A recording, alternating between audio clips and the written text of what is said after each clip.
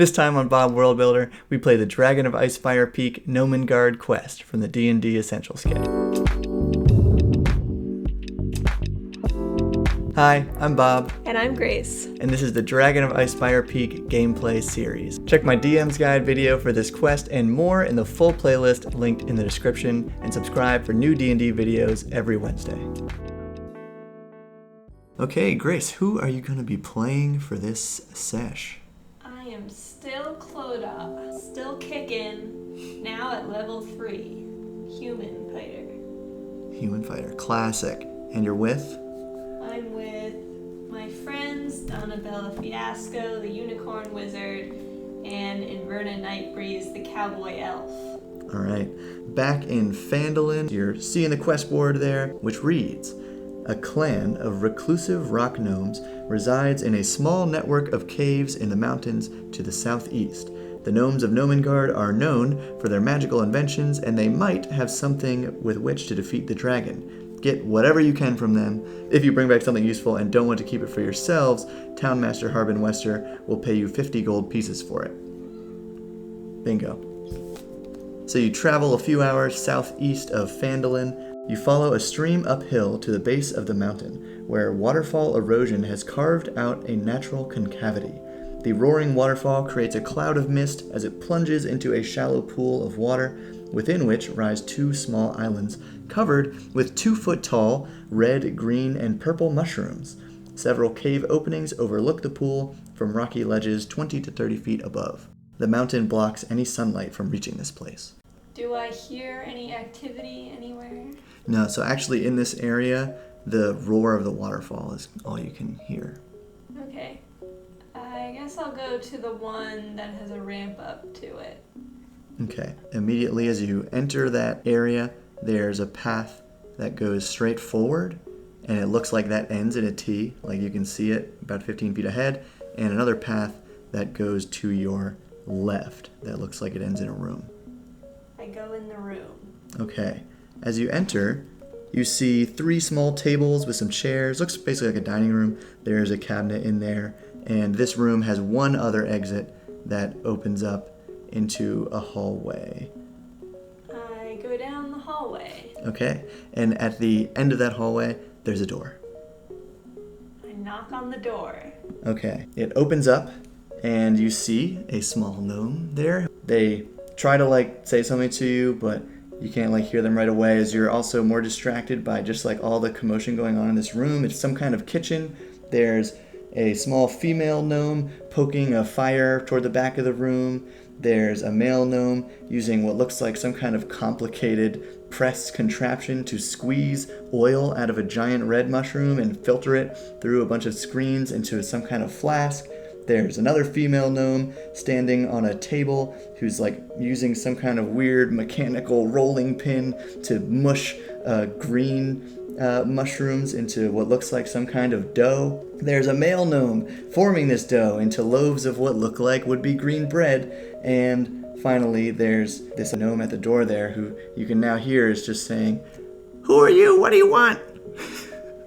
My name is Clodagh. These are my friends Donabella and Inverna. And we're just here looking for some contraptions. I'm not sure if you've heard, but there is a dragon about. Oh yeah, we know about the dragon. Yeah, so we're just wondering if you can offer anything to help us chase it away or destroy it. Right. Well, of course, we're known for our inventions here. If you'd like to maybe speak with any of us who could maybe deliver some of those to you or have them sent somewhere, you'll want to speak to Fibblestib and Dabbletop in the workshop. You can get there by either going back. You want to head out that way, go right across the river. The cave entrance on the other side of the river, just from here, will take you pretty much straight to their workshop. Or you can travel south, kind of through some passages on this side, and then cross the bridge over the river by the waterfall, and maybe find it that way. Those were some very fast directions. Yeah. So then she points up to a wall in there, and where there's a big map. Am I gonna have to swim across the river? No, the river was only a few feet deep. Okay, so I could walk through it. Yep. All right, I'll go that way. Okay. It's faster. You head back down that ramp, easily wade across the river. Again, super loud, it's misty here. And yeah, so it's this 30-foot, cliff face, more or less. You can roll some strength to try to scramble up there. So I will try to climb the wall. Okay. And then I will lower a rope. Excellent. 23. Yeah, you're like finding the handholds, the footholds right away. You get right up to the ledge. Vertical leap. Yeah, just wall run right up it, and then you're able to just take out a rope, and between the three of you, you're able to get up there. I'm not going to have you roll for them. And actually, she would have mentioned this to you to kind of be quiet when you first go in this room. Even though the roar of the waterfall is still super loud, you can see in this area, the floor of this cave is strewn with the remnants of old campfires. 4 side caves serve as sleeping areas, with 5 small wooden cots crammed into each one. And you can see that kind of distributed between those areas, there are 8 gnomes asleep in their little cots. And there's this set of stairs up here, she pointed out, would lead to the workshop. I move as quietly as I possibly can for a very jingly person. Okay. I'm going to say over the roar of the falls that it's not really an issue. So you head up the stairs into the workshop, and you see 2 gnomes. Looks like they're bickering back and forth. This must be Fibblestib and Dabbledop. One saying, "No, it's gotta be like a sanity ray. How cool is that? Yeah, like so we can just blast him and make him better. Yeah, like that's what we." And the other one, no.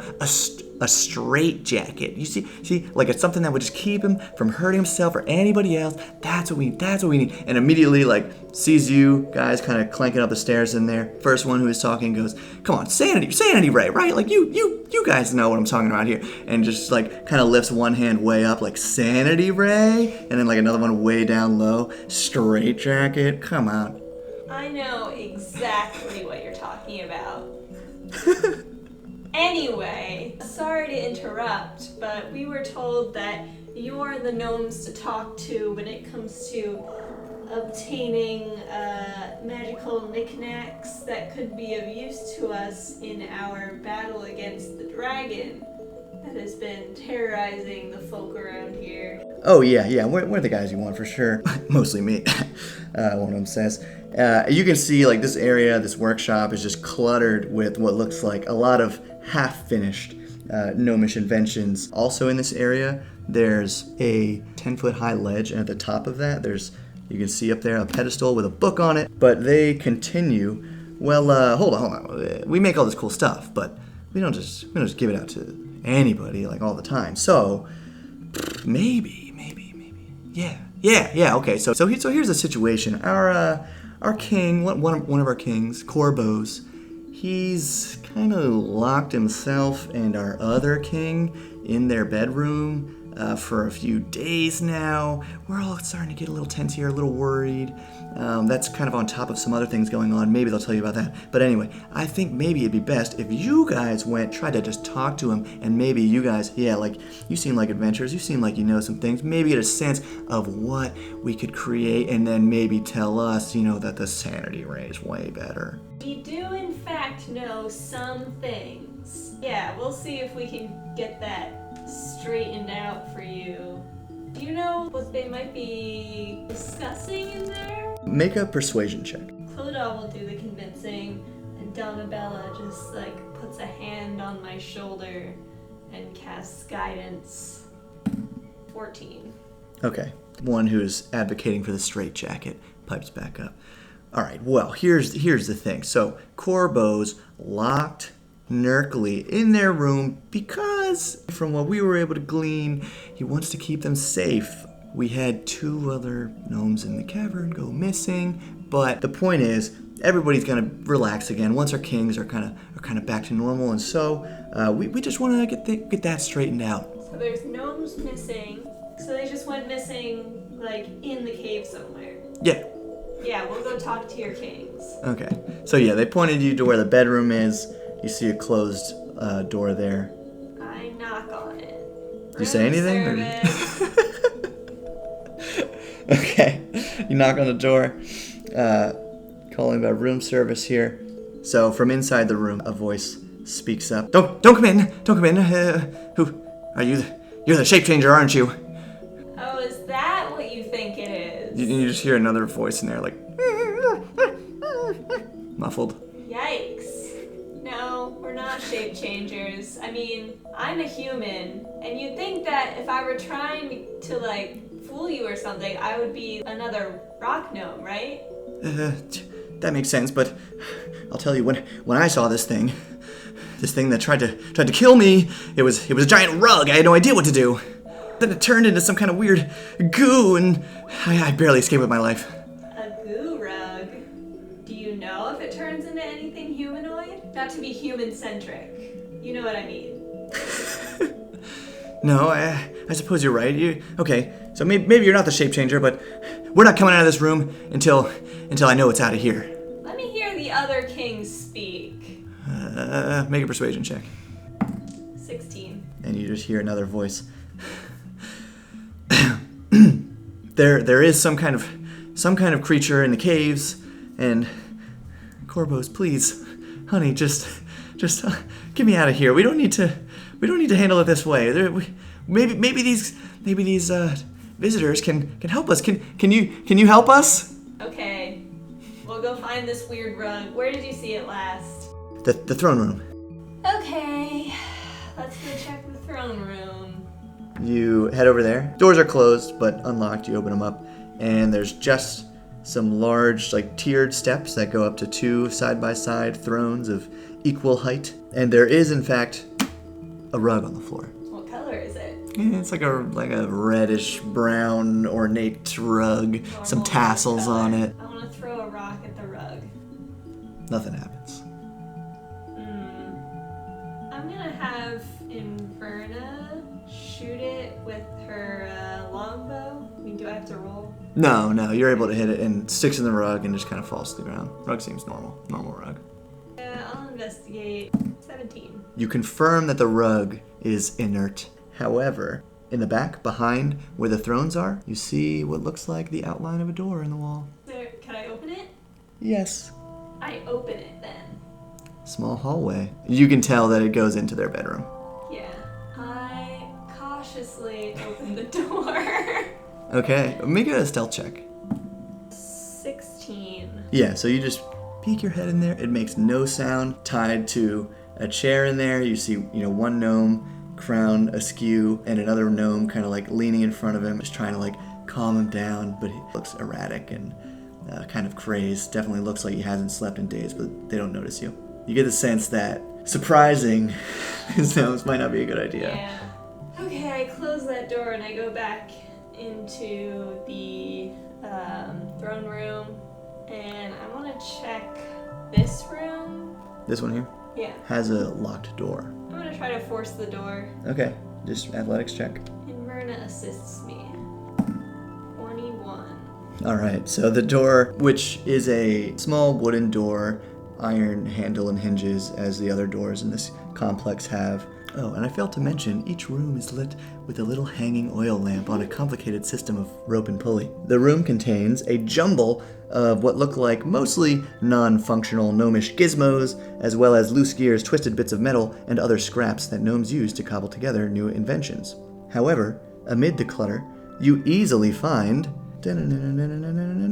a clockwork amulet and this pole of stuff.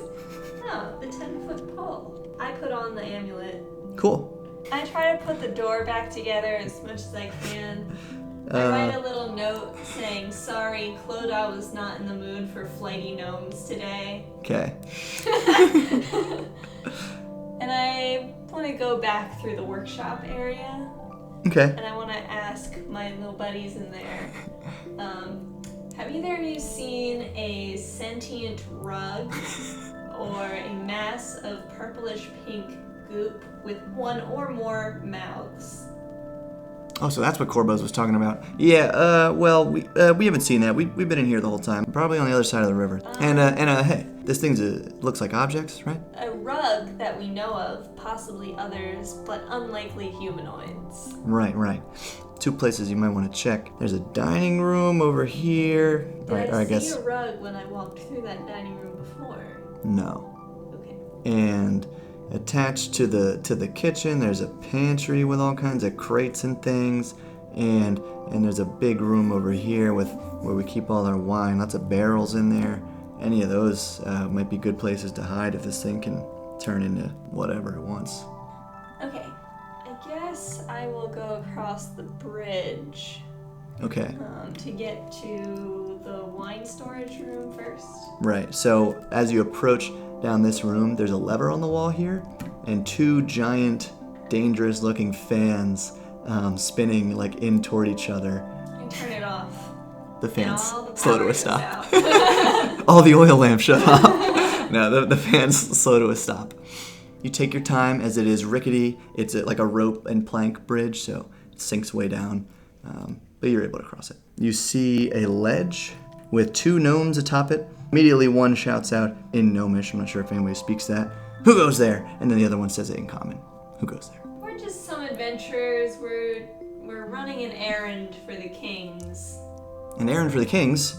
We're experienced, seasoned adventurers, and we know some things. Wonderful. Well, carry on then. All right. Oh, have either of you seen an object that seems to move around on its own, like a rug or a mass of goo? They look at each other and shake their heads. No. Okay, well, thanks for your help. And you want to head to the room with the wine casks? Yeah. So as you head into the room with all the barrels, you see in each of these kind of alcoves, there's 4 barrels. I want to throw rocks at them. Each of us can pick up some rocks and throw them at a different wall. Okay. After 2 throws, Donabella screams as purple tongues just kind of like lash out in different directions, and it starts moving toward her, but kind of slowly. Roll initiative. Okay, so it's gonna be this creature first, Inverna, on deck. This suddenly animate barrel with purple tongue-like projections helping it crawl across the floor toward Donabella makes an attack with one of these strange pseudopods. Ooh, that definitely hits. 22. Yeah. And as it slaps her with this weird sticky tongue, 8 bludgeoning damage, it looks like it sticks, grappling her. Inverna's turn. She's going to attack with her longsword. 8 to hit. Unfortunately, she swings, and because of its changing shape, it's hard to find out where to attack this thing. You're up next, and then Donabella. I flank. All right, so advantage on your attack. 16 hits. 10 damage total. Yeah, you swing your sword down at it. It pushes like down through what looked like wood, and it just kind of like bends in a weird, stretchy way going into this thing. And then as you're retracting your sword, tugging against this thing, as the sword is also stuck to its body. That's yucky. So here at the end of your turn, I guess, you can make a check though to try to get out of that. What is it, It's athletics? Or Yeah. 13? Perfect. Yeah, you're able to just wrench it from it. And it is Donabella's turn, and then back to the top. And she's grappled. Oh, yeah, she can try to escape. Okay. Athletics or acrobatics. 7. So she's still attached to this thing. And it is its turn. It's gonna make a bite on her now. 21 to hit, because it had advantage on her while she's grappled. 8 piercing and 2 acid damage. She's unconscious. My healer is unconscious. You guys have a healing potion. Yeah. Okay, it's Inverna, and then back to you. Well, she's going to do her longsword again. Okay, and she'll have advantage because flank, right? Yeah. 21. Totally hits. 8 damage. Swings her sword down, and why don't you have her make a strength, as hers appears to be half stuck in it. Yeah, she's able to rip it out as well. Going at it with my great sword again. 12. Just hits. Yes. Okay. 11. Is it still alive? Yes. Okay, action surge. Ho! 22. 12 damage. All right. How do you do it? I sever the pseudopod that is holding Donabella captive. Swing. Okay, It's dead. Yeah. I do a medicine check to stabilize her so that we don't have to use the potion right now? Yeah, either of you can roll and the other one can assist. Okay, I help in Myrna. Okay. That is a +1. 20, not natural. You take turns doing compressions, and she's able to stabilize. Okay. Is there any bits of this thing that I can take back as proof? Yeah, you can take back the piece that you cut off of it that had Donna I Bella. grab the pseudopod. Let's hustle back to the kings. All right. So you rush back past those two guards, just like holding up this appendage. They're like, oh, good job. Yeah. Go back across the bridge. The fans are still off, luckily. You push through those. You stop in the workshop at all? No. Okay. Breeze past those Hey, nerds. guys. Yeah. And go over to... Do you want to go in the secret door of the bedroom? Or just right to the normal door? I don't want to surprise them. Okay. Go to the door of the bedroom. What do you do? Knock on the door. Housekeeping. We got the thing. It almost killed our friend, but we got it. I have proof. Okay, yeah, as soon as you say, the door just flings inward, open. You're holding out the weird purple-pink giant tongue thing that's like stuck to your hand if you like hold it upside down.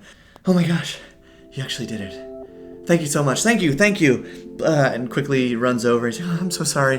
And like unties his fellow king. I don't want to like overstep my bounds here, but maybe you should consider some marriage counseling. If like this is your go-to like response to stress is to tie up your husband. Just a suggestion. As an adventurer who knows some things. They look at each other. The one who's just like kind of like rubbing their wrists of the bonds. She goes, yeah, maybe we'll look into that. And they reach under their bed. You said you were looking for items, yes?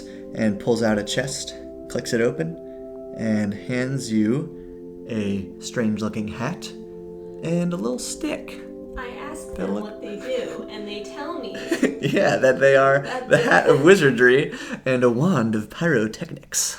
And that, friends, is the Gnomengarde quest. Check out the DM's guide for this quest and more from the Dragon of Icespire Peak in the playlist. Thank you for watching, and keep building.